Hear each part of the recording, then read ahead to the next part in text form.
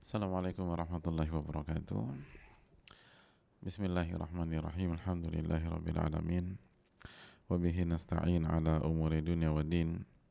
Wassalatu wassalamu ala asyrafil anbiya'i wal mursalin wa ala alihi wa sahbihi wa man sara ala nahjihi bi ihsanin ila yaumidin wa ba'd.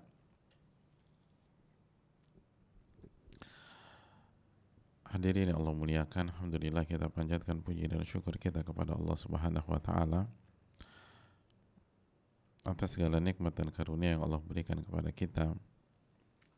Sebagaimana salawat dan salam semoga senantiasa tercurahkan kepada junjungan kita Nabi kita Muhammadin sallallahu alaihi wasallam beserta para keluarga, para sahabat dan orang-orang yang istiqomah berjalan di bawah naungan sunnah beliau sampai hari kiamat kelak. Hadirin yang Allah muliakan, alhamdulillah kita berkumpul pada kesempatan kali ini dalam rangka menyongsong tamu yang sangat mulia, tamu yang di dalamnya penuh dengan ampunan Allah Subhanahu wa taala, tamu yang kedatangannya senantiasa disertai dengan dibukanya pintu-pintu surga dan ditutupnya pintu-pintu neraka.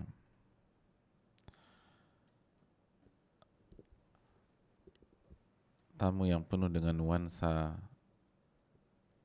keimanan dan kebaikan. Karena begitu tamu ini datang, yunadi munadin, ada sosok yang berseru, ya bagiyal khairi aqbil wa ya bagiyal syarri aqsir. Wahai orang yang menginginkan kebaikan, maka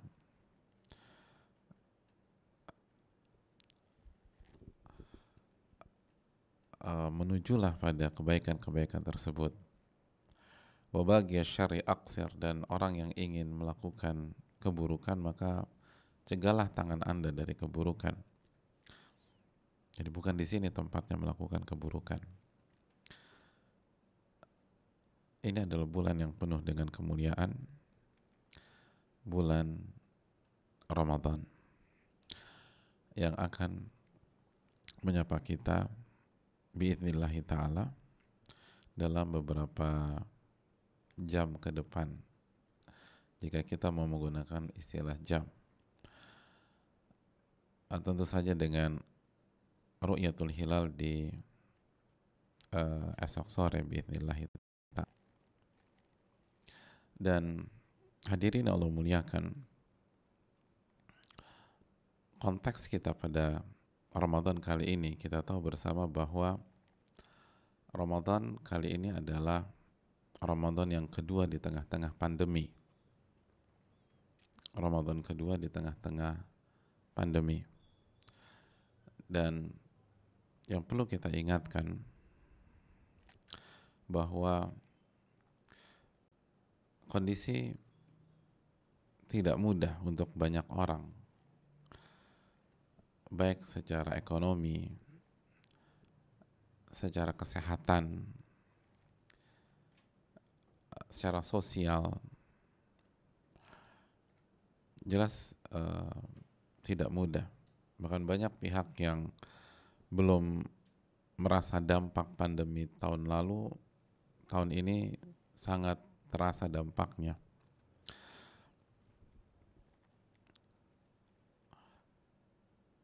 Kita perlu ingatkan bahwa beriktibas dari sebuah kaidah fikih. Ulama menyatakan idza dhaqal amru tasa'.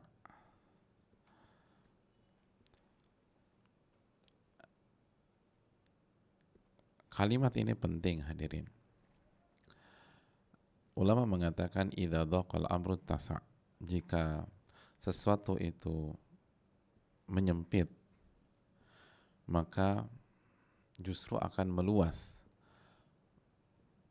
Wa idza tasa'a dhaqa, Dan kebalikannya seringkali dalam kondisi yang lapang justru menyempit. Sekali lagi, iktibasan mengambil makna lain dari kalimat para fuqaha di atas, bahwa seringkali manusia itu dalam kondisi lapang, kondisi luas, itu justru seluruh kemampuannya nggak keluar. Karena sudah keenakan dengan atau sudah dimanjakan dengan kondisi. Dan sebaliknya, dalam kondisi sempit, dalam kondisi krisis, dalam kondisi berat, seringkali manusia bisa mengeluarkan segala kemampuannya.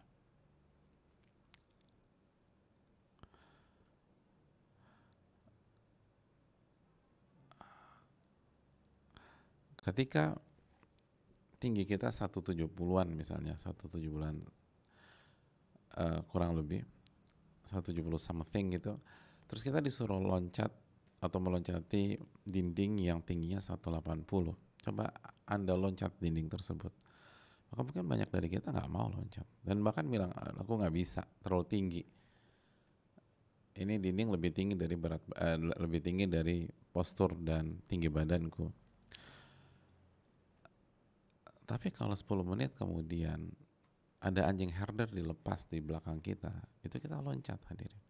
Dan 180 dengan mudah mungkin kita loncati. Kenapa? Kondisi mendesak. Kondisi bukan kondisi normal. Kita akan keluarkan seluruh kemampuan kita.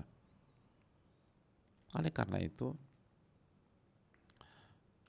bagi orang-orang yang beriman,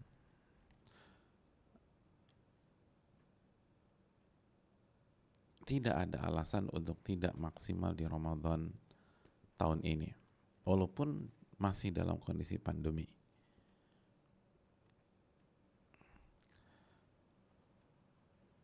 Dan dalil dalam masalah ini banyak. Innamal usri yusra, sesungguhnya bersama sebuah kesulitan ada lebih dari satu kemudahan. Dan ini terbukti di Ramadan tahun lalu, jamaah. Masih ingat gak Ramadan tahun lalu? Di awal Ramadan kita tuh gak kebayang bagaimana Ramadan tanpa taraweh di masjid secara umum. Dalam kondisi pandemi yang semua terbatas, semua physical distancing dan lain sebagainya. Tapi ternyata ketika kita jalani, gak seburuk itu kok.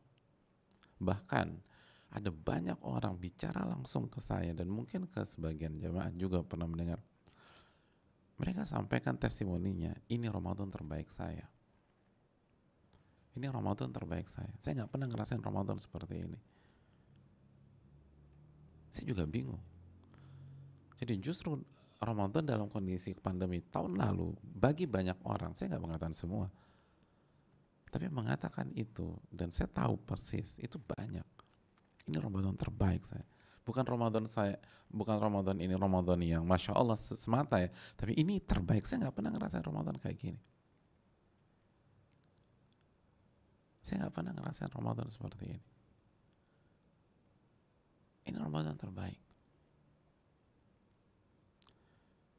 Ini luar biasa. Kalau dari amal-amal, saya gak pernah beramal seperti Ramadan kali ini, kata mereka tahun lalu. Ada sebagian orang infak, saya gak pernah seperti sekarang. Ada lagi yang mengatakan, saya gak pernah bantu orang seperti saya bantu orang di Ramadan tahun ini. Ada yang mengatakan, saya gak pernah mengkhatamkan Al-Quran sebanyak tahun ini. Ada yang lagi mengatakan, saya gak pernah sesyahdu ini. Ada yang mengatakan juga, saya gak pernah mendapatkan suasana Ramadan di keluarga saya seperti tahun ini. Sebelumnya pada mencar sana mencar sini, Ramadan masih pada rapat, masih pada ngumpul, terus pada sibuk dengan bukber A, bukber B, bukber C, bukber D. Tahun lalu mayoritas di rumah. Dan justru suasana kekeluargaan dapat. komunikasi antara orang tua dan anak atau anak dan orang tua dapat Ramadan tahun lalu. Komunikasi antara suami dan istri, istri ke suami itu dapat.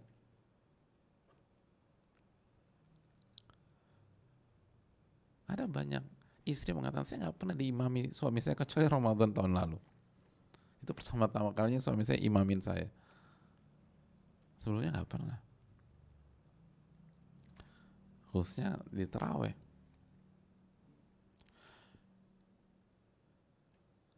Hadirin Allah muliakan. Tidak ada alasan untuk berbicara negatif tentang Ramadan atau pesimis untuk masuk ke Ramadan. Ini adalah momen besar bagi kita. Ini adalah momentum. Bahkan jika kita termasuk orang-orang yang benar-benar terkena dampak dan imbas dari pandemi, inilah saatnya memaksimalkan munajat kepada Allah, memaksimalkan berkhalwat kepada Allah, memaksimalkan minta kepada Rabbul Alamin, memaksimalkan ibadah-ibadah kita.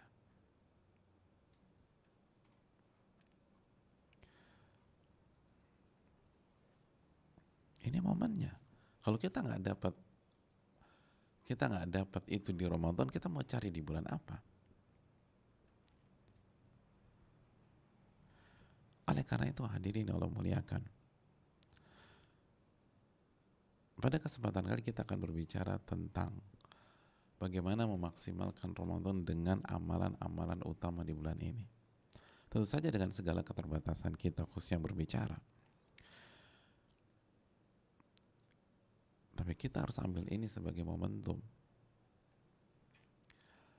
Kita harus ambil ini sebagai sebuah kesempatan emas.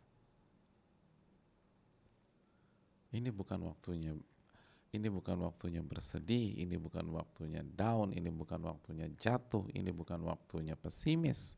Ini Ramadan. Ini Ramadan.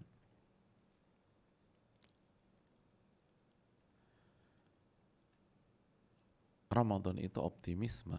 Ramadan itu kegembiraan. Ramadan itu harapan.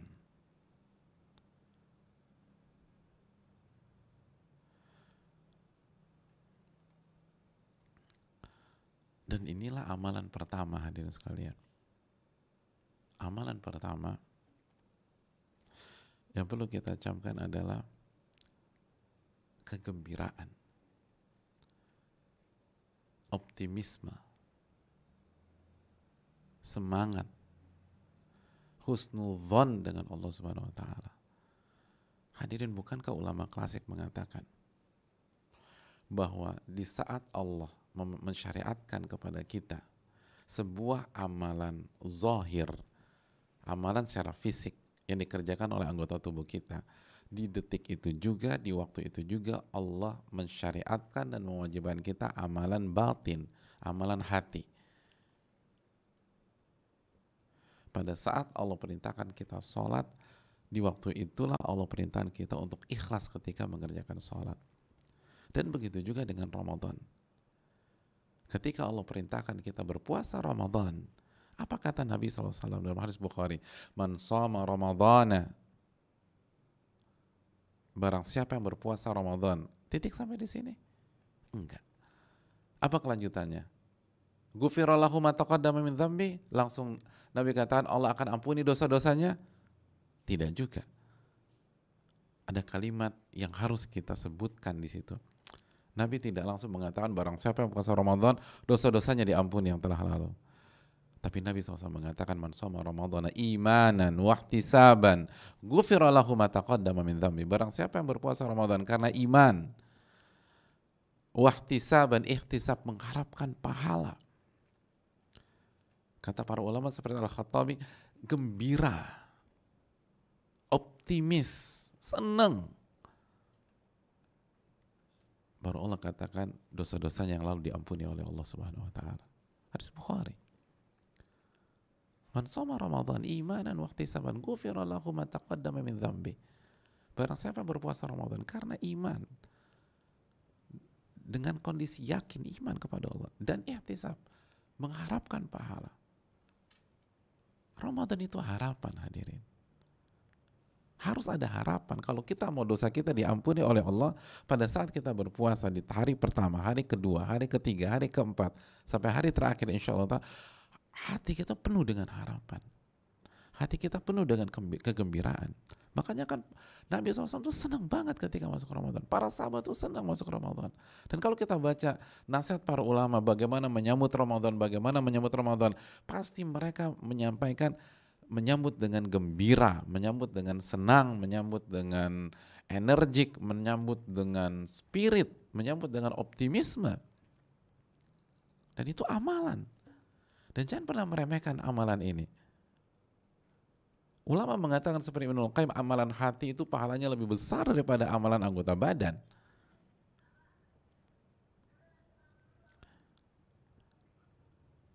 Pahala yang sangat besar. Dan itu tadi, puasa kita tidak membuat kita diampuni oleh Allah Subhanahu wa taala sampai kita punya ihtisab. Itu kata Nabi SAW, ihtisab. Man shoma Ramadan imanan wa ihtisaban, ghufira lahu ma taqaddama min dhanbi. Barang siapa yang berpuasa Ramadan karena iman, karena ihtisab, senang, mengharapkan pahala. Kita tuh ngarepin pahala senang nggak? Senang kan? Oh, kita mengharapkan dapat kita mengharapkan satu Ramadan dapat 50 miliar, gimana perasaan kita? Senang kan? Satu Ramadan gue akan dapat transferan 50 M. Itu tuh semangat. Udah ngumpul. Pokoknya lo gue traktir ya. Lo gue traktir. Lo mau apa? Mobil gue beliin. Bilang sama istrinya, kamu berlian, aku beliin. Terus kamu apa? Tas, aku beliin. Kenapa? Karena dia tuh punya harapan di tanggal 1 Ramadan dia dapat 50 miliar. Oh, semua dijanjikan. Pokoknya tanya sama abang, dia mau apa sih? Mau sepeda. Nanti papa beliin. Dapat 50 M. Lalu bagaimana jika satu Ramadan futihat abwabul jannah, pintu-pintu surga dibuka oleh Allah dan pintu-pintu neraka ditutup oleh Allah. Dalam riwayat, pintu rahmat dibuka oleh Allah, rahmat Allah. Masa nggak senang kita? Lalu kemana iman? Makanya ihtisab ini amalan penting, hadir, dan kita lupa.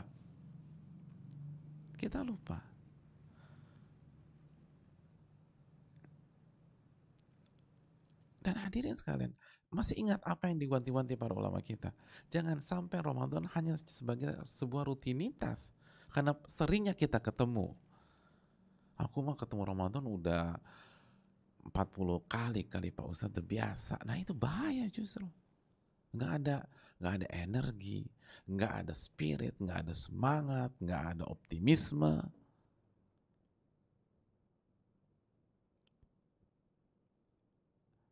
Ini pelipur lara dari semua mungkin ujian-ujian kehidupan kita selama setahun ini. Ramadan.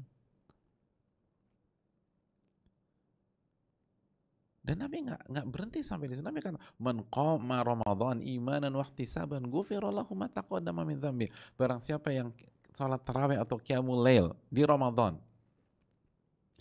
langsung Nabi katakan Allah akan ampuni dosa-dosa yang telah lalu? Enggak. Ada kalimat yang harus kita tambahkan di sana, kata Nabi. Nabi mengatakan imanan wa ihtisaban, iman dan ihtisab. Lagi-lagi ihtisab. Jadi orang yang tarawihnya membuat dia diampuni oleh Allah adalah orang yang tarawihnya itu senang, punya harapan, semangat. Walaupun imamnya baca panjang, ya dia lagi jadi imam. Innalillahi wa inna ilaihi rajiun. Loh kok inna ilaihi rajiun? Ada yang meninggal. Bagaimana bisa dapat ampunan seperti itu? Harusnya kan senang, apalagi kalau imamnya baca panjang, tambah senang kita, dapat pahala. Ini nih yang gue demen nih. Kenapa baca kulhu? Bukan, Al-Baqarah nih imam. Aduh, pahalanya banyak. Kita kalau imam baca Al-Baqarah, mundur. Aduh, gue batal lagi deh, pindah ke masjid yang agak jauh. Ini baru nih.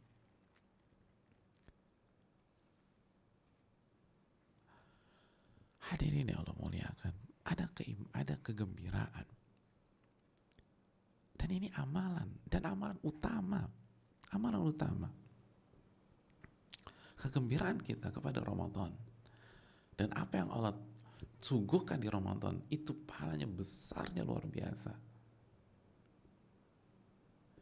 Dengan ijma' para ulama, kesepakatan, tidak ada khilaf dalam masalah ini.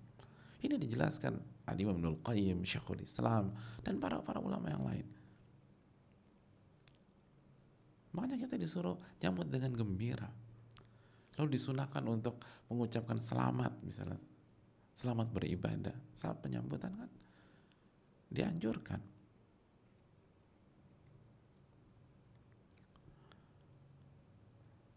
Lalu para ulama membawakan surat Yunus ayat 58, qul bifadlillah wa birahmatihi fabidzalika falyafrahu huwa khairun mimma yajma'un. Katakanlah, dengan karunia Allah dan rahmatnya hendaklah mereka gembira. Perintah, falyafrahu, lamul amr di sini, perintah. Falyafrahu, mereka harus gembira, itu perintah. Karena dapat uang, karena dapat mobil, menang tender, bukan. Karunia dan rahmat Allah. Apa tafsir karunia dan rahmat Allah? Di antara tafsirnya adalah iman dan Al-Quran. Iman dan Al-Quran. Di antara tafsirnya lagi Al-Quran dan jadi ahli Al-Quran. Dan bicara iman, kita nggak bisa pisahkan dengan Ramadan. Ramadan itu dari awal sampai akhir iman. Dan itu nih, barang siapa yang puasa karena iman atau dengan iman. Jadi puasa itu iman. Jadi kita harus senang ketika ketemu puasa. Perintah ini. Jadi perintah itu bukan sahur aja. Bukan buka puasa aja.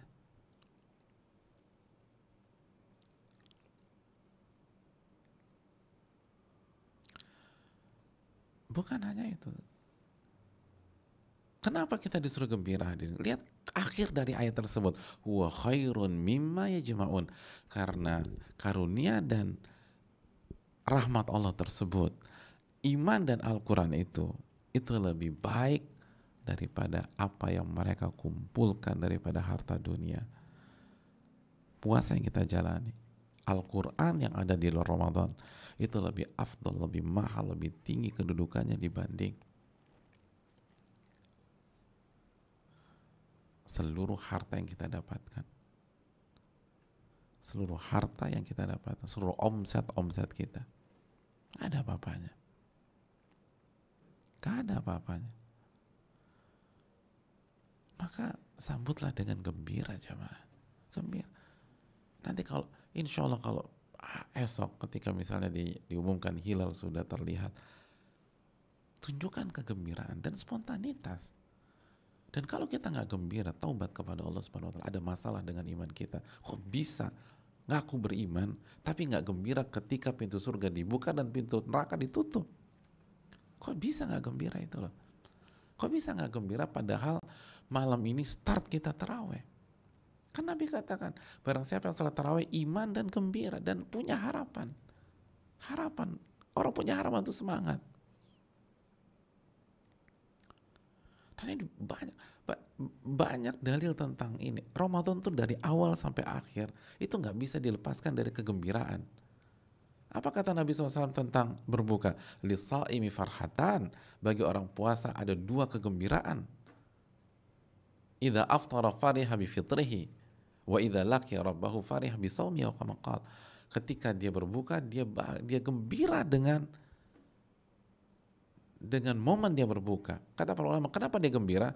Karena melunya kolak, atau dia ketemu makanan-makanan buka khas Ramadan, dia ketemu cakwe lah, ketemu kolak lah, ketemu segala macam. Bukan, dia gembira karena dia berhasil berpuasa pada hari itu.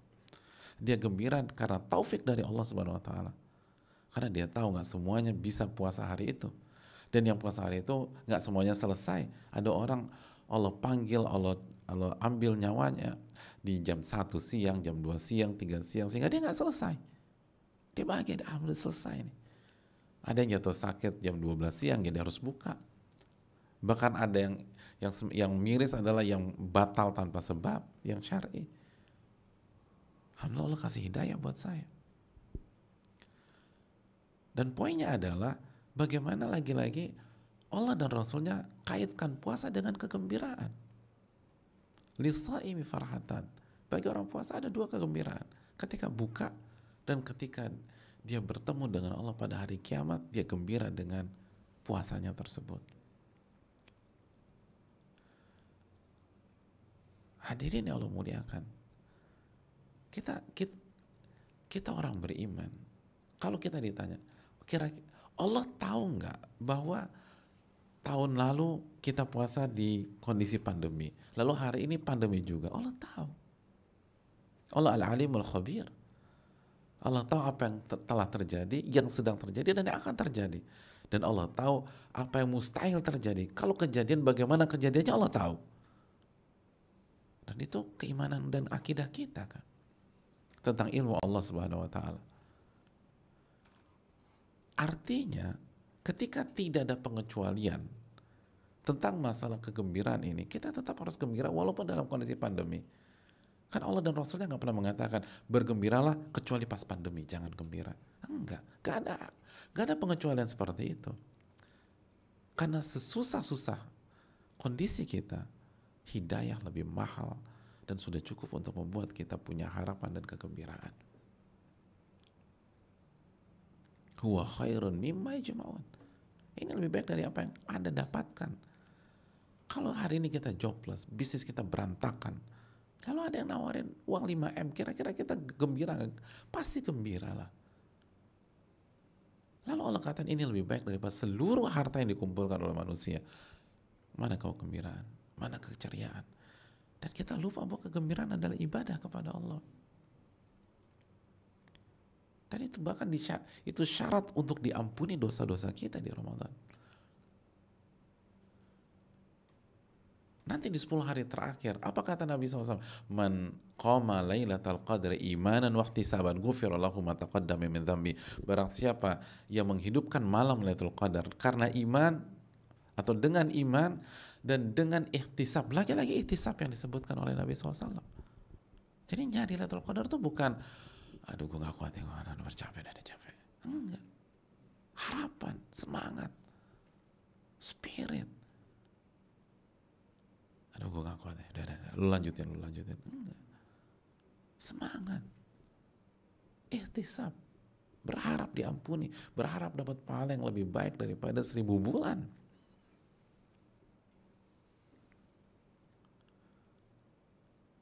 Oleh karena itu hadirin Allah muliakan, ini amalan utama yang seringkali kita lupakan. Dan bangun dari sekarang.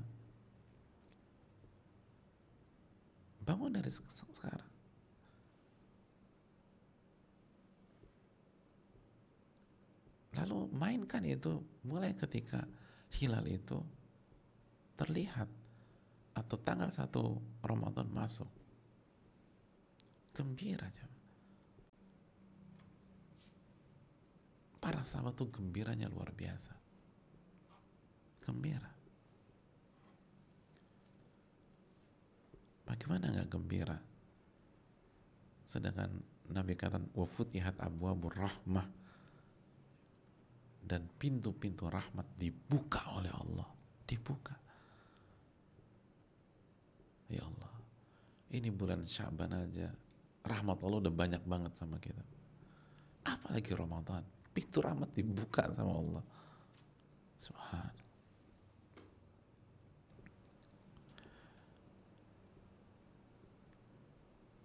Itu amalan pertama. Amalan yang kedua hadirin. Amalan yang kedua.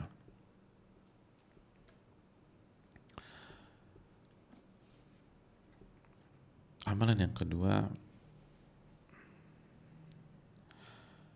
hendaknya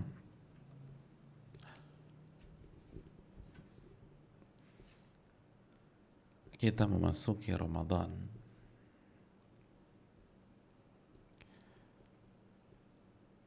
dengan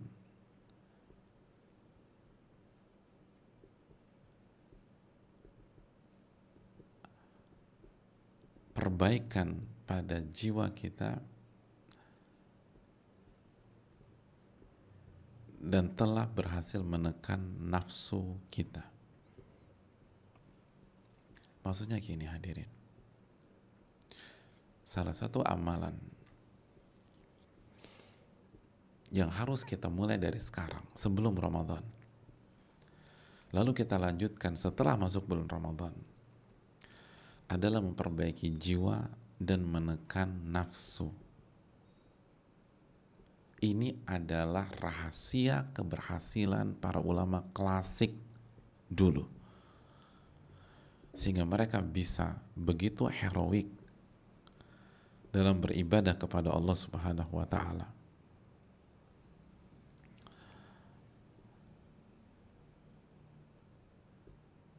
Sehingga mereka bisa ibadah sangat luar biasa.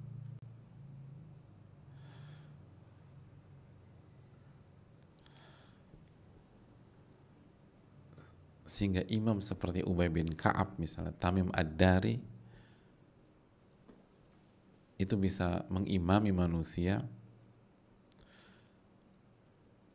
dan dalam satu rakaat beliau baca 200 ayat.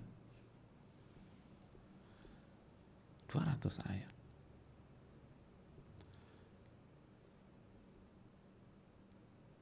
Sebagaimana riwayat yang dibawakan oleh Ibnu Rajab misal dalam Lataiful Ma'arif.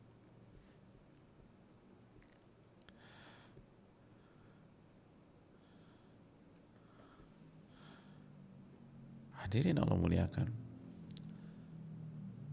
Sehingga para sahabat dulu juga itu kalau salat tarawih ya'tamiduna 'alal 'asa. Mereka itu dari rumah bawa tongkat. Mau ngapain Ustaz? Bertumpu. Saking lamanya bacaan.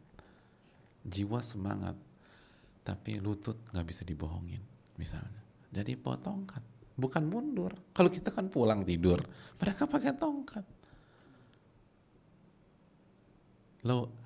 Karena itu apa penyebabnya? Jiwa mereka sudah mereka kondisikan. Makanya para ulama mengatakan, "Lau kanatin nufusu kibara ta'ibat min muradiha ajsamu." Kalau jiwa itu besar, maka fisik akan keteteran untuk mengimbangi jiwa tersebut. Oleh karena itu, salah satu ulama klasik besar yang bernama Amr bin Qais, beliau mengatakan, tuba liman aslaha nafsahu qabla Ramadan. Tuba itu bisa berarti kebaikan atau keberuntungan. Kebaikan atau keberuntungan bagi orang yang memperbaiki jiwanya, menekan nafsunya sebelum Ramadan. Ini kunci. Makanya harus start dari sekarang. Kita belum masuk Ramadan, start dari sekarang. Beruntunglah. Para ulama bilang ini kunci keberuntungan, ini kunci kebaikan di Ramadan. Orang yang memperbaiki jiwa dan menekan nafsunya sebelum Ramadan, lalu dia lanjutkan ketika dia masuk Ramadan. Ini hal penting. Karena kalau kita lupa memperbaiki jiwa kita lupa memperbaiki jiwa kita,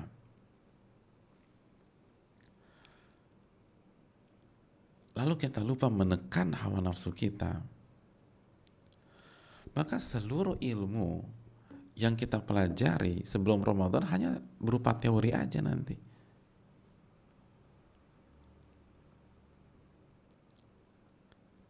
Nggak bisa kita kerjakan. Untuk bisa mengerjakan itu semua,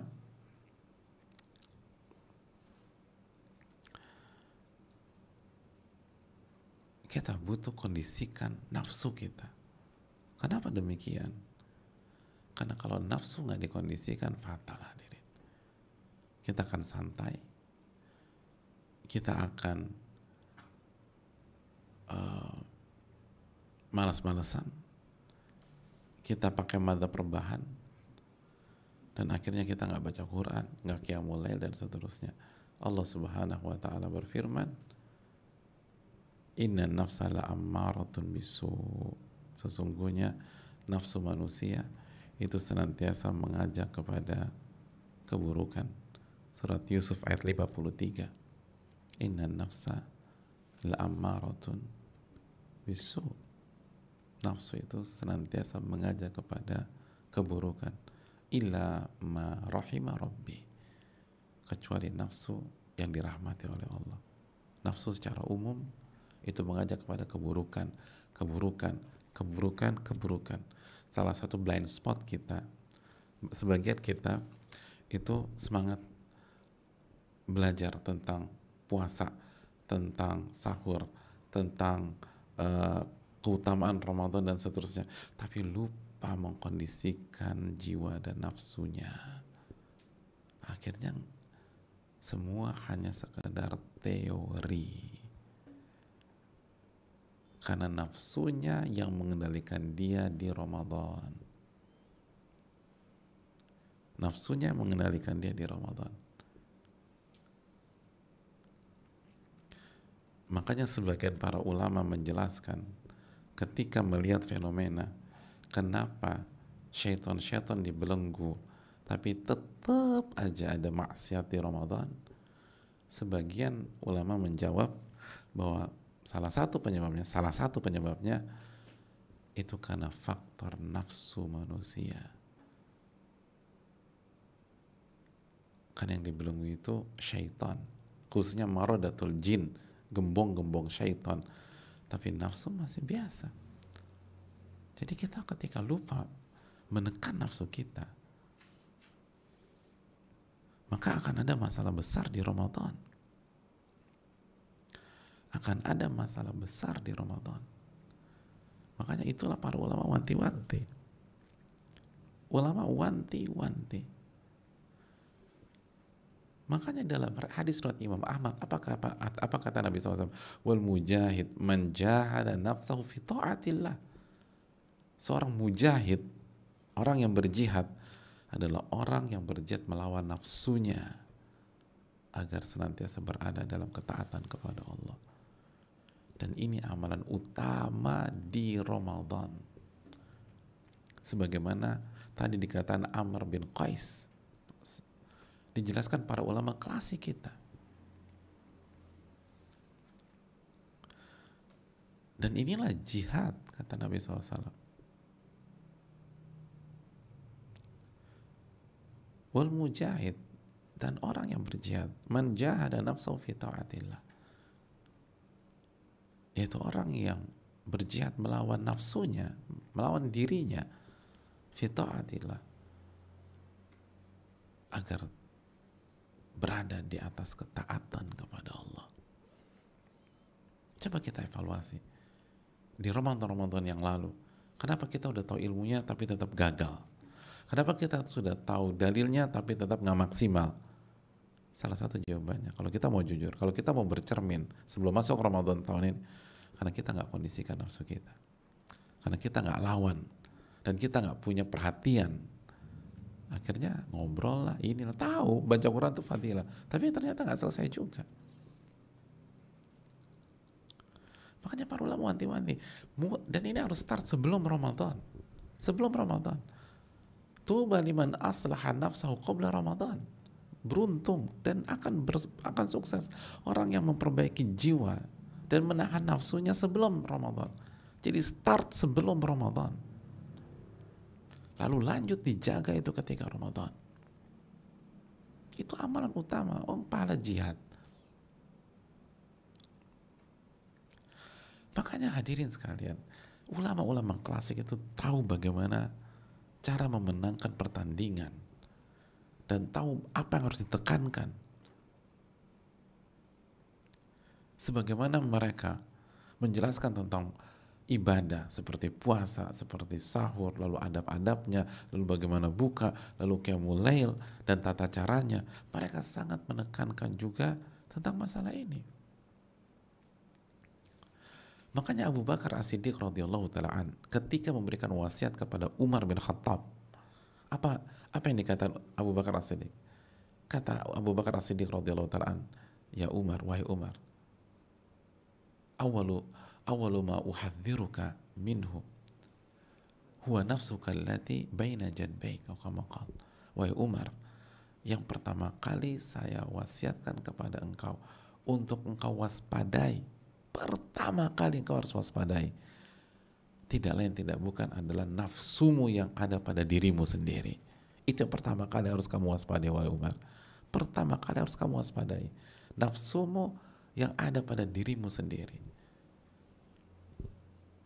Ini nasihat dari manusia terbaik setelah para nabi dan rasul ke manusia terbaik kedua.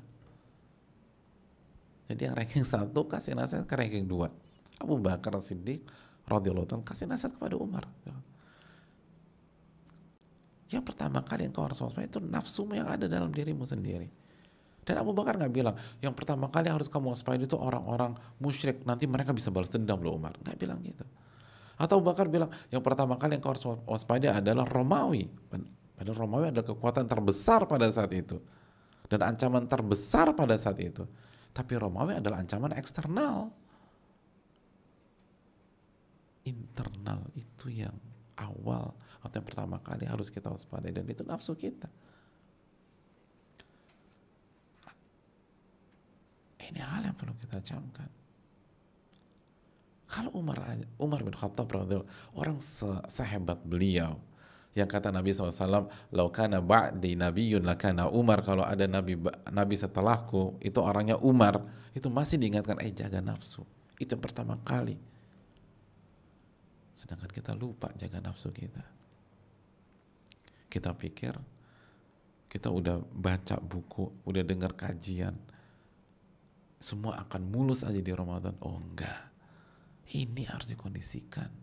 Ini harus ditundukkan dulu. Karena ini musuh dalam selimut. Ulama mengatakan seperti dijelaskan Hujjatul Islam Abu Hamid rahimahullah, bahwa musuh terbesarmu adalah nafsu yang ada pada dirimu sendiri. Itu musuh terbesar.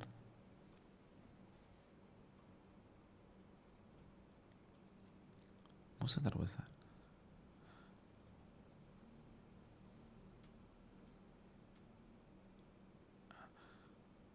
Dan Imam Ibnu Qayyim mengatakan kesepakatan para ulama, kesepakatan ini musuh. Tadi kita udah bahas, karena selalu ngajak kepada keburukan.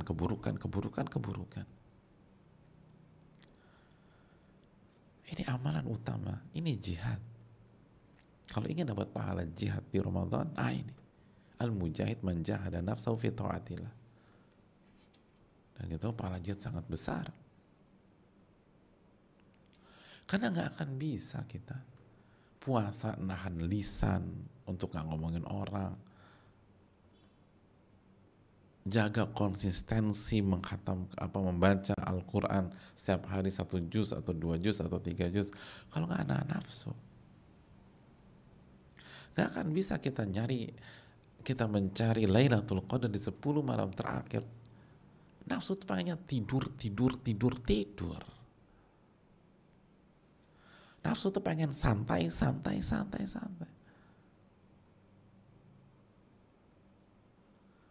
Jadi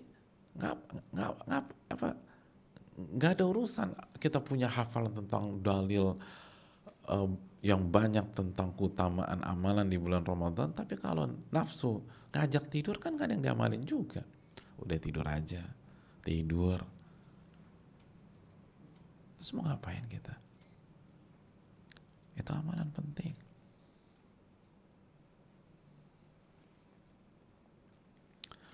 Itu amalan yang sangat penting.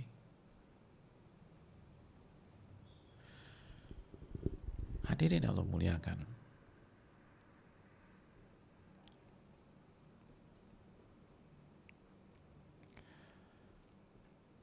Jaga nafsu kita.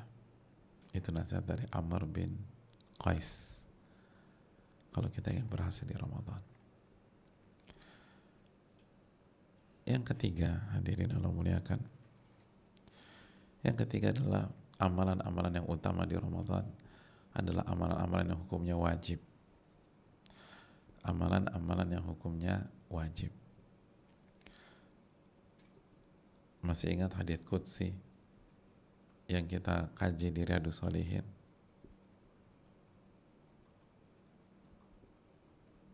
Bahwa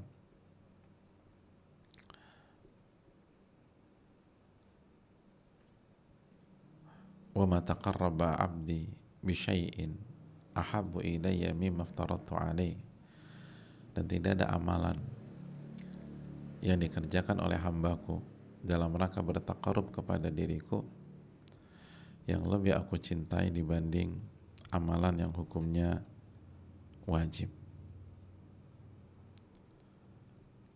Amalan yang hukumnya wajib adalah amalan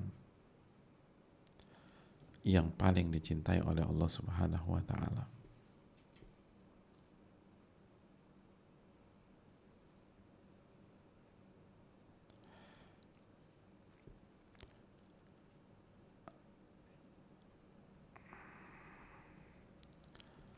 Yang paling dicintai oleh Allah itu amalan wajib. Dan penekanan di Ramadan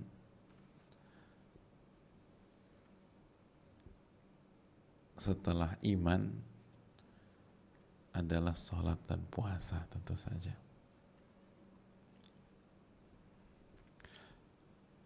Ini dua ibadah ini hendaknya kita pegang dengan baik-baik, jamaah.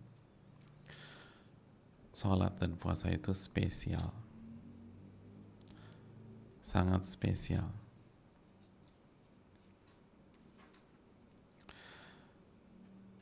Para ulama menjelaskan seperti yang dijelaskan oleh Thabit al-Bunani.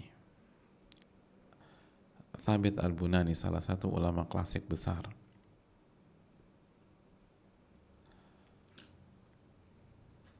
Beliau menyampaikan bahwa la yusamma abidun abadan abidah.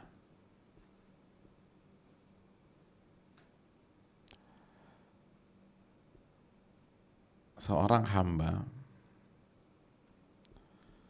itu tidak dinamakan hamba yang sejati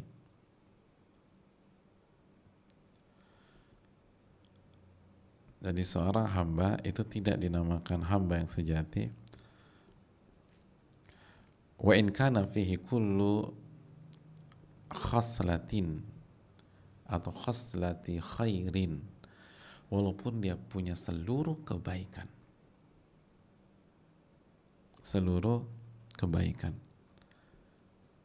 hatta takuna fihi hatanil khaslatan, sampai dia punya dua sifat berikut ini. Jadi seorang hamba tidak dinamakan hamba yang sejati walaupun dia punya semua sisi baik, sifat baik, sampai dia punya dua sifat ini atau dua amalan ini. Apa dua sifat dan dua amalan tersebut? Kata Thabit al-Bunani,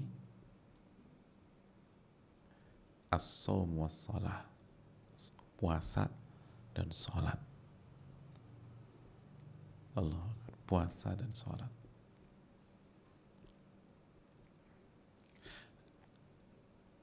Dan puasa dan sholat ciri khasnya Ramadan. Ciri khasnya Ramadan. Sholat wajib dan sholat taraweh di Ramadan. Lalu puasa. Kenapa? Kita lanjutkan. Penutupannya menarik. Li'annahuma min lahmihi wa damih. Karena puasa dan sholat atau sholat dan puasa adalah darah daging seorang hamba. Darah daging. Darah daging seorang hamba. Itu ibadah yang menjadi simbol seorang hamba. orang punya sisi baik yang lain, kalau belum sholat dan puasa, belum jadi hamba. Kalau belum sujud, belum jadi hamba kan.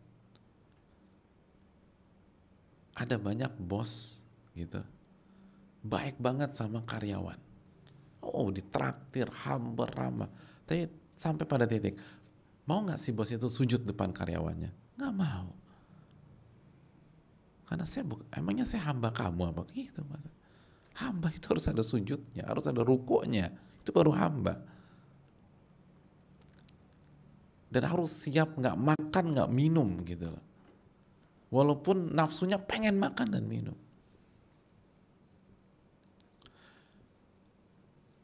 Dan harus sudah terbukti meninggalkan hubungan intim suami istri walaupun nafsunya pengen berhubungan intim suami. Demi apa? Demi Robnya. Itu hamba. Itu hamba.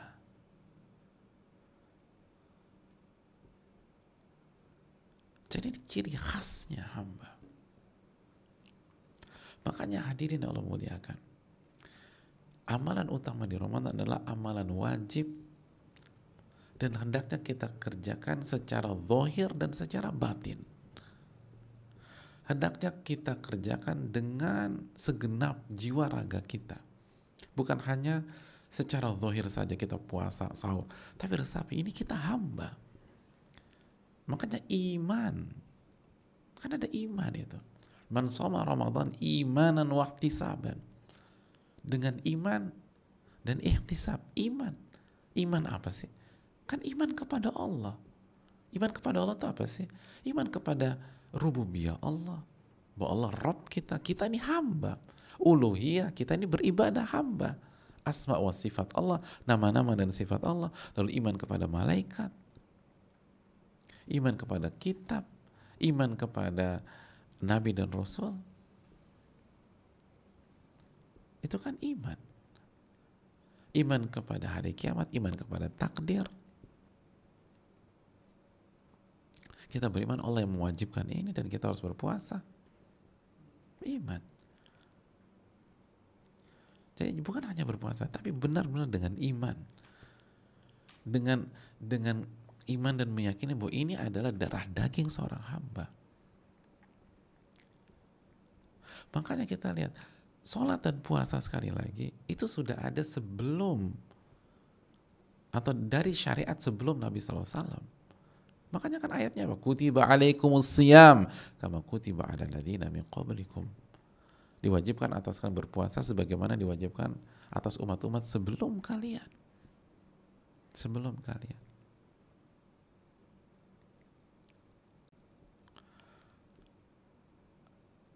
Sholat pun demikian, dari zaman Nabi Ibrahim udah sholat. Kan ini darah dagingnya seorang hamba. Jangan aku hamba kalau kita nggak sholat sama nggak puasa.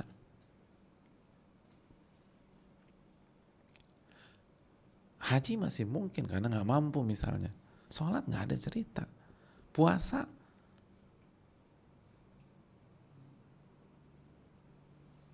sangat jauh lebih mudah dibanding haji. Zakat mungkin nggak punya uang, tapi sholat, puasa bisa. Puasa paling penghalangnya sakit.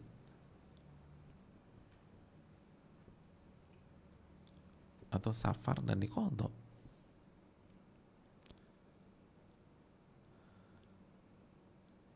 Dan sholat dan puasa itu simbol kerendahan,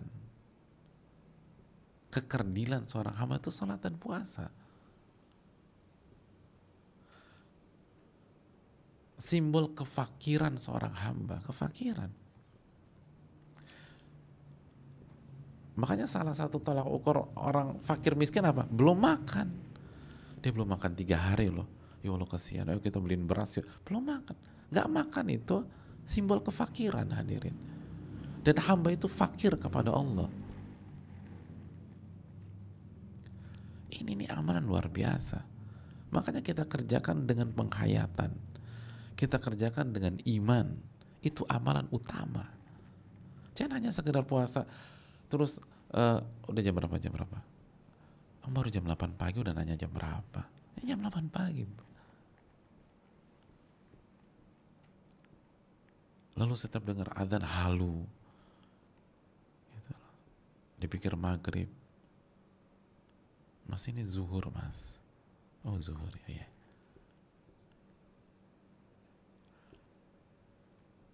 Ini nggak dapet esensinya hadirin. Padahal untuk diampuni dosa harus pakai iman. Iman. Mau kita ini hamba. Sholat dan puasa ini luar biasa. Lalu amalan-amalan wajib yang lain. Dan hayati. Zakat. Itu utama. Apalagi kalau haulnya di Ramadan, bersyukur kepada Allah, keluarin. Dan yang ingin menyegerakan juga bisa di Ramadan. Itu salah satu amalan utama, amalan wajib. Birrul walidain, berbakti sama orang tua, amalan wajib tuh. Senengin hati orang tua. Dengan keterbatasan kita tentu saja. Jadi maksimalkan amalan-amalan wajib.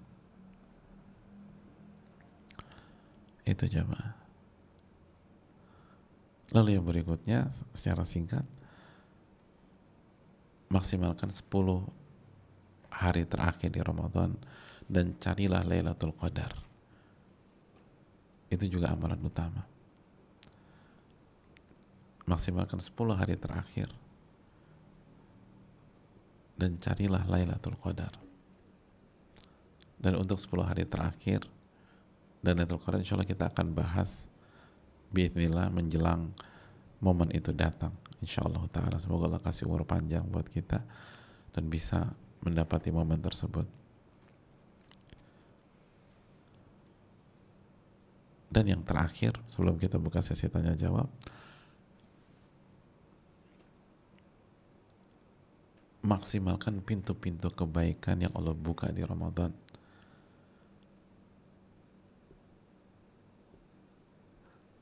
Seperti kasih makan orang berbuka atau kasih makan sahur.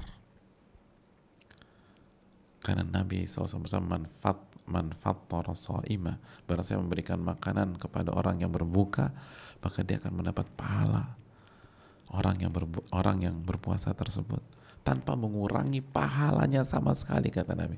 Kita akan dapat pahala orang tersebut, kata Nabi sallallahu alaihi wasallam. Bahkan kata para ulama seperti Al-Imam Al-Aini dalam Umdatul Qari, kalau orang itu dibebaskan oleh Allah dari api neraka, kita ikut pembebasan orang tersebut. Allahu Akbar. Dan kalau orang tersebut diampuni oleh Allah, kita dapat pengampunan dari Allah Subhanahu wa taala. Maka ini rugi kalau kita nggak manfaatkan ini. Kita dapat pahala orang tersebut. Itu kalau 1 orang. Kalau 2 orang, kalau 3 orang, kalau 4 orang, kalau 50 orang, kalau 100 orang,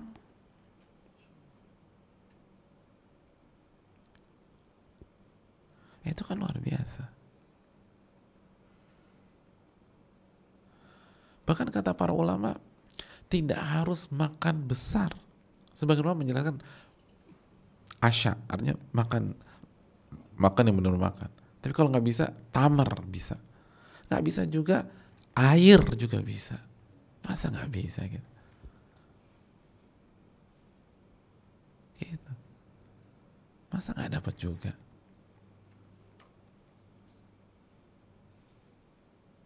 Bisa kita kasih langsung, atau kita amanati pihak yang bisa menyalurkan. Dan kalau para ulama bilang makan benar-benar makan, atau kalau nggak bisa kurma, kalau nggak bisa air, berarti kan kita bisa kasih kurma langsung. Atau kalau misalnya kita nggak bisa langsung, kita salurkan ke pihak yang amanat, kita bisa transfer berapa kayak gitu, menjadi bagian dari itu. Walaupun nanti kita cuma transfer, misalnya kita transfer 50.000, paling 50.000 jadi korma aja, atau jadi makanan, itu udah dapat itu. Itu pahala. Oh rugi jamaah kalau nggak. Sahur gimana? Kata Ibnu Battal, sahur juga termasuk. Karena ilatnya sama. Karena maknanya sama.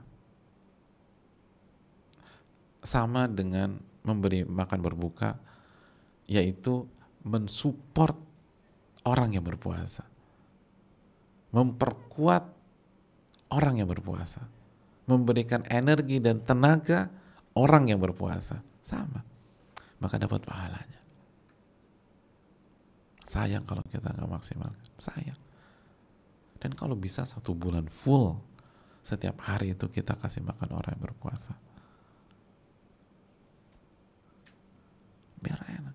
Biar kalau misalnya kita mungkin agak miss, agak nggak maksimal nih, kayaknya di hari keempat aku nggak maksimal. Alhamdulillah aku udah kasih makan 50 orang. 50 orang yang berbuka. Alhamdulillah. Semoga dapat pahalanya. Wah, aku ikut program 100 orang, kasih makan 100 orang. Semoga dapat pahalanya gitu. 100 orang kan lumayan jamaah. Alhamdulillah aku ikut sama teman-teman urunan 500 orang. Masya Allah. Rugi kalau kita nggak ikut lah. Sangat rugi. Khususnya kita yang tahu diri, pahala puasa kita mungkin pas-pasan. Kita nggak seperti para ulama dulu. Kita nggak seperti Imam Syafi'i yang sehari 2 kali khatam. Sehari 2 kali khatam. Imam Syafi'i, Imam Abu Hanifah, itu sosok-sosok yang sehari 2 kali khatam. Itu hal yang perlu kita camkan. Jadi cerdaslah lihat peluang. Jadi bukan hanya beramal banyak, tapi beramal cerdas. Itu penting. Dan pintu dibuka sama Allah. Dibuka sama Allah. Itu hal yang sangat penting. Dan jaga juga qiyamul lail kita, tarawih kita dijaga. Dan tadi libatkan hati, seneng, terus juga baca Al-Quran. Jangan lupa, jangan sampai ditinggalkan. Syahrul Ramadan alladzi unzila fil Quran. Bulan Ramadan adalah bulan diturunkannya Al-Quran. Dan tadi kita katakan Imam Syafi'i 2 kali khatam, hadirin, sehari. Imam Abu Hanifah 2 kali khatam sehari. Mungkin ada yang bertanya, tapi kan ada hadis tentang mengkhatam Al-Quran itu paling cepat 3 hari. Terus gimana Ustaz? Bukan saya yang menjawab, tapi para ulama menjawab seperti Ibnu Rajab Al-Hanbali dan para ulama-ulama lain. Kata mereka, ketika kita melihat praktek para ulama klasik yang mengkhatamkan Al-Quran di Ramadan kurang dari 3 hari, itu menunjukkan bahwa bulan Ramadan punya kekhususan. Jadi khusus bulan Ramadan bisa dikhatamkan sebelum 3 hari. Bisa. Kok antum gak bernafas lega sih? Kayaknya juga gak mungkin Pak Ustadz. Ini sebagai maklumat aja lah, kan begitu. Orang seharusnya, alhamdulillah ternyata bisa ya. Ya gak selesai juga Pak Ustadz lah. Jadi bisa. Makanya baca sebanyak-banyaknya. Baca sebanyak-banyaknya. Wallahu ta'ala alam bisawab. Saya rasa cukup sampai di sini. Dan yang terakhir, bagi yang sakit, bagi yang harus diinfus misalnya, suntik vitamin C karena terpapar COVID atau penyakit yang lain, sehingga dipastikan dia nggak bisa maksimal. Ingatlah selalu hadis Nabi SAW dari Abu Musa al-Ash'ari, idza maridul abdu aw safar kutiba lahu mithlu ma kana ya'malu muqiman sahiha. Apabila seorang hamba sakit atau sedang safar, maka dia tetap mendapatkan pahala dari amal yang sudah rutin ia kerjakan ketika dia mukim dan ketika dia sehat. Jadi kalau Ramadan tahun lalu kita rutin berpuasa, kita rutin menghatamkan Al-Quran ketika di Ramadan tahun lalu, dan sekarang nggak bisa. Sekarang kita harus berjuang dengan penyakit kita. Kalau sekali kita rutin atau kita biasa lakukan itu, kita sudah lakukan itu sebelum kita sakit, maka insya Allah kita tetap dapat pahalanya. Jadi tetap gembira, jangan lesu, jangan pesimis. Ingat tadi, gembira itu amal yang utama di Ramadan, karena banyak sekali dikaitkan dengan kegembiraan. Puasa harus optimis, harus semangat, harus punya harapan, harus gembira. Buka pun juga demikian. Qiyamul Lail, taraweh pun demikian. Cari Lailatul Qadar 10 malam terakhir pun demikian. Semoga kita mendapatkan predikat takwa di Ramadan kali ini. Kita buka sedikit waktu untuk sesi tanya jawab. Wassalamualaikum warahmatullahi wabarakatuh.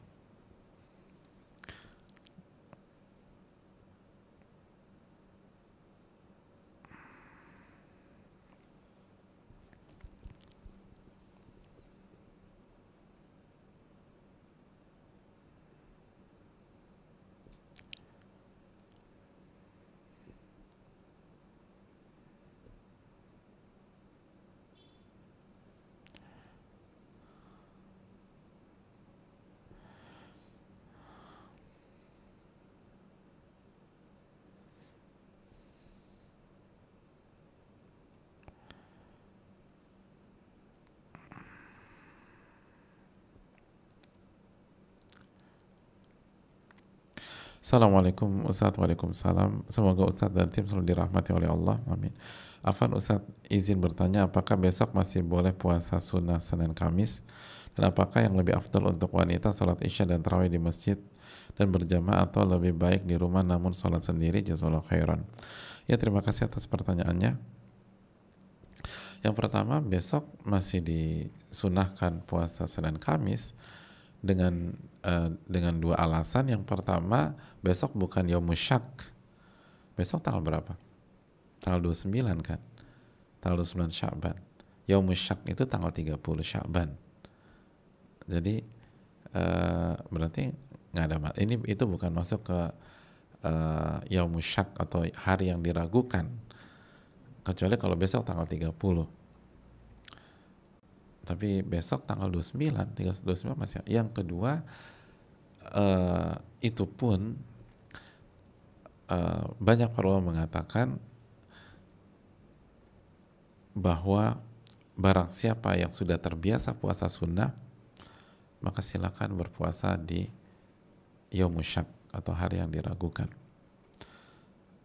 Jadi orang yang terbiasa puasa sunnah itu silakan tetap puasa sunnah di hari yang diragukan. Dan ini madhab banyak para ulama, dan ini juga dijelaskan oleh Syekh Sulaiman Ar-Ruhaili hafizahullah ta'ala. Dan besok bukan Yaumus Syak, besok bukan tanggal 30 tapi tanggal 29, jadi aman insyaallah. Bagi wanita sebagaimana sabda Nabi SAW, la tamna'u ima Allahil masajid, jangan pernah kalian haramkan wanita untuk pergi ke masjid. Tapi selanjutnya Nabi melanjutkan, wa buyutuhunna khairun lahun, dan rumah mereka lebih baik buat mereka. Rumah mereka lebih baik untuk mereka. Itu poin yang pertama. Dan poin yang kedua, apabila kita agak dilema dengan masalah tempat, maka pilihlah yang paling khusyuk. Pilihlah yang paling khusyuk dan yang paling membuat kita mendapatkan suasana iman dan kekhusyuan. Allah Ta'ala alam. Makanya para ulama mengatakan di beberapa kesempatan bisa jadi kita memilih tempat yang kurang utama demi mendapatkan kekhusyuan dan suasana keimanan. Karena itu inti dari ibadah. Dan yang paling afdal tentu saja mendapatkan hal itu semua di rumah bagi wanita. Ya udah selesai. Wallahu ta'ala alam.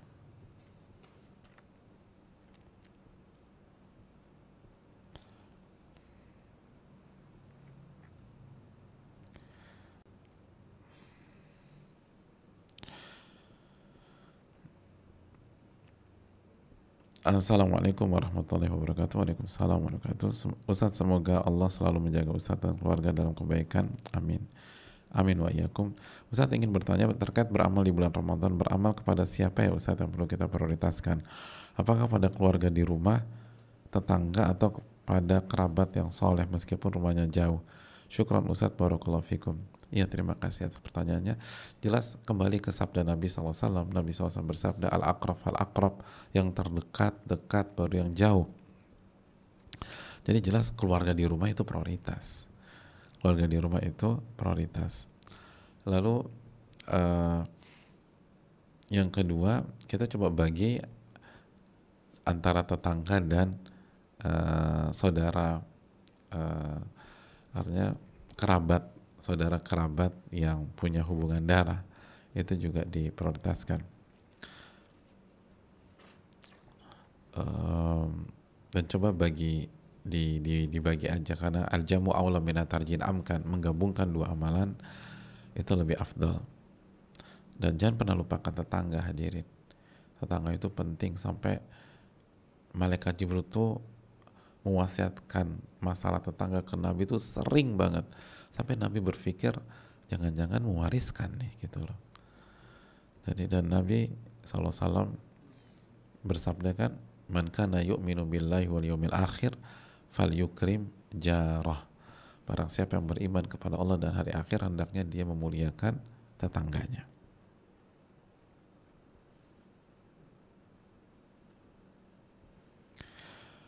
Assalamualaikum warahmatullahi wabarakatuh. Waalaikumsalam warahmatullahi wabarakatuh. Semoga Ustadz, keluarga, tim, dan kaum muslimin dimanapun berada dapat menyambut Ramadan yang tinggal hitungan jam ini dengan iman dan semangat, optimis, dan selalu dalam lindungan Allah. Amin. Terima kasih. Wa iyyakum. Afwan Ustadz, izin bertanya, jika kita ingin memberi makan orang yang berbuka dan sahur, tapi orang-orang tersebut belum melaksanakan puasa sesuai sunnah Rasul, apakah kita tetap mendapatkan keutamaan puasa pahala tersebut? Karena pernah mendengar untuk pilih-pilih orang yang akan kita beri makan berbuka, yaitu kita berikan orang yang sudah melaksanakan puasa sesuai dengan sunnah. Mohon penjelasan dan bimbingan Ustadz, jazakallahu khairan wa iyyakum. Hadirin yang muliakan, kalau bisa semuanya dikasih. Semua dikasih. Kenapa? Karena beda kotak. Kalau yang puasanya sudah bagus, benar kita incar pahalanya. Sebagaimana tadi dikatakan Al-Imam Aini, kalau dia mendapatkan pembebasan dari api neraka, kita dapat juga. Dia diampuni oleh Allah dosa-dosanya, kita dapat juga. Nah, kalau dia diampuni dosa-dosanya, berarti kan dia puasanya pakai iman dan ihtisab gitu loh. Karena hanya orang yang punya dua kriteria itulah yang pahalanya, dosanya diampuni. Jadi memang puasanya tuh bagus. Dan kita akan dapat itu. Kita akan dapat itu. Jadi kita cari orang-orang seperti itu. Tapi di sisi lain jangan juga lupakan saudara-saudara kita yang belum belum sampai titik itu. Kita tetap kasih. Nah itu nanti kita dapat pahala dari kotak dakwah.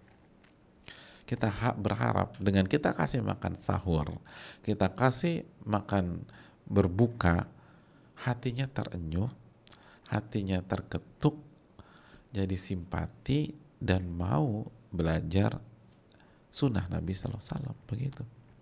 Jadi mainkan semua kotak pahala.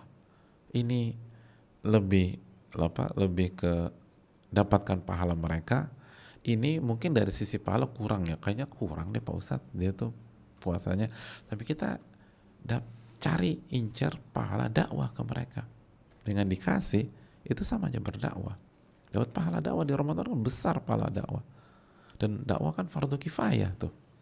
dapat pahala fardu kifayah, pahala besar. Jadi dikombinasikan. Nah, tinggal kita lihat skala prioritasnya yang mana nih. Misalnya kita punya punya kemampuan 100 orang. Nah, kita tinggal atur. Tapi ada pos ini, ada pos itu. Wallahu ta'ala bishawab.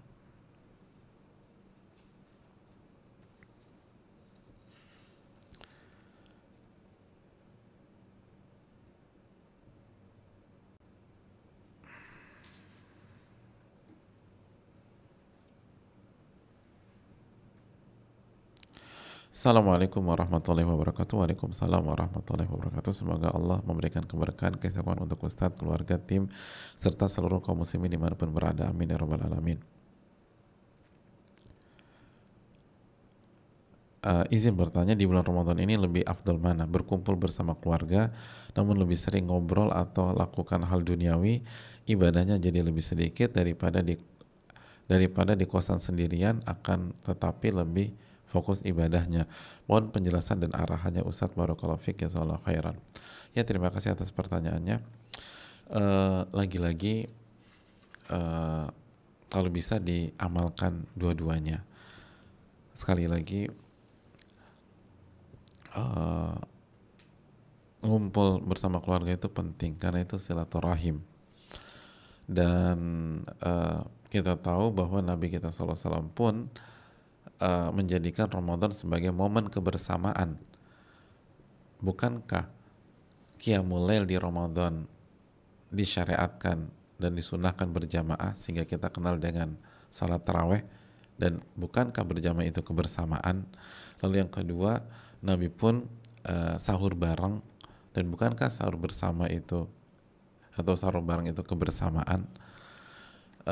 Dan masih banyak, dan memberikan makan berbuka, bukankah itu kebersamaan juga? Jadi kebersamaan itu salah satu sunnah Nabi SAW. Dan sebagaimana ibadah fokus itu juga sunnah Nabi. Oleh karena itu dibagi aja. Cuman kalau boleh kasih saran, lakukan kumpul-kumpul bersama keluarga itu di 20 hari pertama. Jadi cari waktunya di 20 hari pertama. 10 hari terakhir fokus beribadah. Karena 10 hari terakhir Nabi i'tikaf. Itu menunjukkan bahwa 10 hari terakhir adalah momen berkhalwat dengan Allah Subhanahu wa taala. Kalau kita bisa beriktikaf bagus, tapi kalau kita tidak beriktikaf, kita tetap ambil ilatnya, atau kita ambil maknanya, kita ambil filosofinya, kita ambil pesannya bahwa 10 hari terakhir waktunya berkhalwat atau menyendiri dengan Allah Subhanahu wa ta'ala, bukan sibuk dengan manusia. Jangankan dengan manusia, Nabi SAW 10 hari terakhir sama istri beliau pun juga tidak artinya tidak berhubungan dan seterusnya. Syadda mi'zarahu, beliau mengencangkan tali ikat pinggang beliau. Salah satu maknanya adalah itu simbol tidak berhubungan intim. Jadi dengan orang terdekat aja beliau menjaga. Karena 10 hari terakhir itu momen bersama dengan Allah Subhanahu wa taala. Wallahu ta'ala bishawab.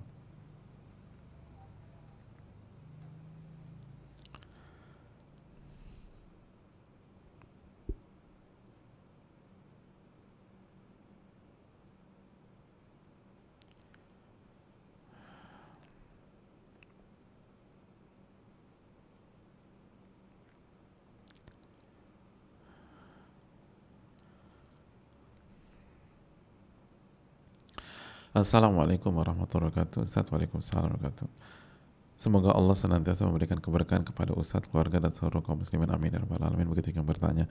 Afwan Ustaz, izin bertanya, apakah zakat mal bisa disalurkan sebagai makanan membuka ke masjid? Jazakallahu khairan. Terima kasih atas pertanyaannya. Jawabannya jangan ke arah sana. Kenapa demikian? Karena zakat mal itu punya ketentuan khusus. Yang menerima itu harus 6 kelompok yang ada dalam surat At-Taubah.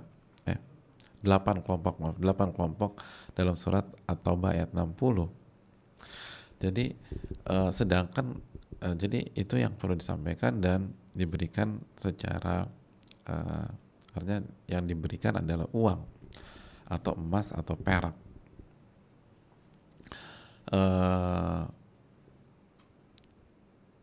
jadi ada standar khusus dan itu bisa dicek dalam surat At-Taubah ayat 60, lil fuqara wal masakin, ya, untuk fuqara dan masakin, wal amilina 'alaiha, dan untuk amil zakat, wal muallafati qulubuhum, lalu yang berikutnya untuk muallaf, orang yang hatinya sedang dilembutkan, wa firiqab, dan untuk budak, dan sekarang mungkin nggak ada, wal gharimin, dan untuk orang-orang yang terlilit hutang, wa fi sabilillah, dan untuk jihad fi sabilillah, wa bini sabil, dan untuk musafir yang kehilangan dan kehabisan, bukan kehilangan, kehabisan harta dan terlunta-lunta, itu yang harus diberikan zakat mal. Faridotan minallah, kata, itu kewajiban dari Allah Subhanahu wa taala.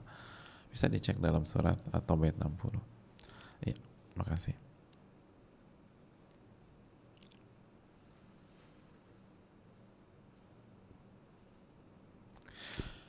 Assalamualaikum warahmatullahi wabarakatuh. Waalaikumsalam warahmatullahi wabarakatuh. Semoga Ustadz, keluarga, tim semuanya dan kita selalu diberikan kesehatan sama Allah, hidayah selalu diberkahi dan dirahmati oleh Allah dan taufik.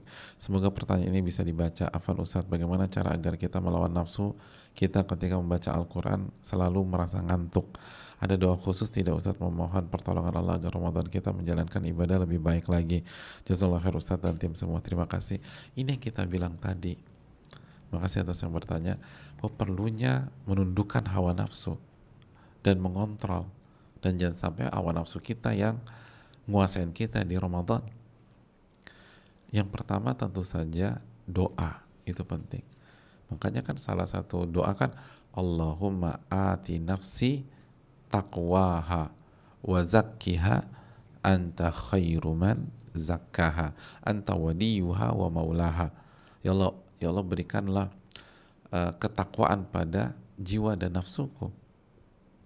Allahumma ati nafsi taqwaha wa zakkiha anta khairu man zakkaha, dan bersihkanlah jiwa dan nafsuku itu, dan engkau sebaik-baik yang membersihkan. Anta waliyuha wa maulaha, engkau lah walinya, engkau lah yang megang, engkau lah yang mampu untuk membersihkan itu semua. Jadi banyak doa gitu loh, banyak berdoa. Terus yang kedua, jangan diturutin tuh nafsu. Makanya contoh ya, ini tuh berkaitan dengan yang lain-lain. Kalau kita ingin nafsu kita nggak merajalela, jangan diturutin. Contoh, kalau mau beli makanan buka, ngelihat risol, tanya, perlu nggak kita beli? Kalau nggak, jangan beli. Udah. Lihat cakwe lagi, udah jangan. Ini mohon maaf sama pedagang risol dan cakwe ya, ini nggak ada maksud. Kalau yang butuh beli aja. Tapi kadang-kadang nih nafsu mata doang. Lihat risol, beli risol. Cakwe, beli cakwe. Lihat pastel, beli pastel. Nanti tukang kolak, beli tuh kolak. Mau sambil pulang lihat pisang goreng, beli pisang goreng. Pas sampai rumah yang dimakan apa? Korma sama air putih juga. Itu nggak ada yang dimakan sama sekali. Nah, orang-orang seperti ini nanti ada dampaknya deh. Pas baca Quran ngantuk deh. Karena dia biarkan nafsunya menggerogoti dia. Jangan pernah kasih ruang untuk dikendalikan sama nafsu. Betul, bicara memang lebih mudah, dan yang berbicara belum tentu lebih bagus daripada yang mendengarkan. Tapi inilah tipsnya dari para ulama, jangan diturutin. Kalau nggak kita kerepotan. Jadi enggak. Ini contoh, misalnya kita rencana belanja, maksudnya ibu-ibu nih, belanja buat Ramadan, udah buat list tuh, buat list belanja. Pas ke sana, jangan beli di luar list itu. Walaupun nafsu ngelihat, aduh aku pengen tanya, ini butuh apa enggak? Kalau nggak butuh, jangan beli. Walaupun saleh 70%, saleh 80%, pokoknya semua saleh deh gitu loh. Karena kan kita nggak bisa ngelihat orang saleh dikit gitu, langsung diberi gitu. Boleh kalau salehnya 80% atau 70%. Jadi kalau sel itu nanya, ini butuh nggak? Nggak, udah jangan beli. Walaupun murah. Karena itu nafsu. Nafsu pengen beli barang dengan harga murah, kayak kebanggaan gitu. Seneng. Padahal nggak kepake juga. Jadi kalau kita ikutin hal-hal demikian, maka jangan heran kalau pas baca Quran ngantuk. Karena nafsu yang ngerogotin kita, maka dia nggak akan ngatur. Jangan heran pas terawih ngantuk. Walaupun kita nggak makan banyak pas bukanya. Padahal keseringan kita gitu. Kita udah atur-atur makanan, nggak makan banyak nih, tetap aja ngantuk. Nafsu itu yang ngatur. Padahal udah nggak tidur, udah cukup, makan nggak banyak, tetap aja ngantuk. Begitu selesai terawih, dikasih teh susu, ngejreng tuh mata. Gitu. Dikasih Indomie semangat. Harusnya kan justru makan Indomie bikin ngantuk. Harusnya kan gitu. Kekenyangan makan malam kan ngantuk. Ini semangat deh. Habis makan Indomie ngobrol sampai jam 2 malam. Gimana sih? Padahal terawihnya tadi cuma 40 menit doang. Itu yang ngantuknya minta ampun. Itu nafsu dah. Jadi jangan diikutin. Nafsu tuh jangan diikutin. Ini bisa disampaikan. Jazakallahu khairan. Sudah larut malam. Makasih banyak. Semoga Allah Subhanahu wa taala memberikan taufik kepada kita. Oh, ini ada hal satu lagi nih pertanyaan yang penting. Assalamualaikum warahmatullahi wabarakatuh. Ustaz, waalaikumsalam warahmatullahi wabarakatuh. Semoga Ustaz dan keluarga serta kaum muslimin selalu berada di dalam lindungan Allah. Amin ya rabbal alamin. Mama saya sudah meninggal, Ustaz. Lalu bagaimana jika selama mama ana masih hidup beliau tidak melaksanakan puasa Ramadan? Apakah amalan yang bisa dilakukan untuk beliau, Ustaz, agar Allah ampunkan dosanya? Dan ana harus bagaimana, Ustaz? Jazakallahu khairan, Ustaz. Ya, terima kasih atas pertanyaannya. Yang pertama, jadilah anak yang soleh. Semoga Allah maafkan ibu kita dengan kesolehan kita dan doa-doa kita. Ingat ketika para ulama menjelaskan waladun soleh yada'ulah, doa anak yang soleh, kata para ulama, doa di dalam hadis ini itu sampel, bukan hanya doa yang sampai ke orang tua, tapi semua amal ibadah itu sampai ke orang tua. Penyebutan doa adalah sampel dari semua ibadah yang dikerjakan oleh anak yang soleh, karena seluruh ibadah yang dikerjakan anak yang soleh sampai ke orang tua. Ini dijelaskan para ulama seperti Al-Imam Muhammad bin Shalih Al-Utsaimin. Jadi semangatlah, semua amal ibadah yang diterima oleh Allah itu sampai ke orang tua. Jadi gimana biar bisa biar bisa mensupport mama atau papa kita di dalam kubur? Yang pertama simpel, jadi anak yang soleh. Lalu begitu dengan kita jadi anak soleh saja itu udah ngebantu orang tua.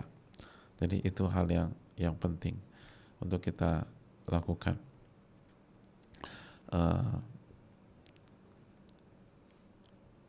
Lalu banyak doa sama Allah Subhanahu wa taala biar beliau diampuni dosa-dosanya. Wallahu taala alam. Ini yang bisa disampaikan. Terima kasih. Subhanakallahumma wa bihamdika la ilaha illa anta astaghfiruka wa atubu ilaik. Assalamualaikum warahmatullahi wabarakatuh. Rabbana taqabbal minna.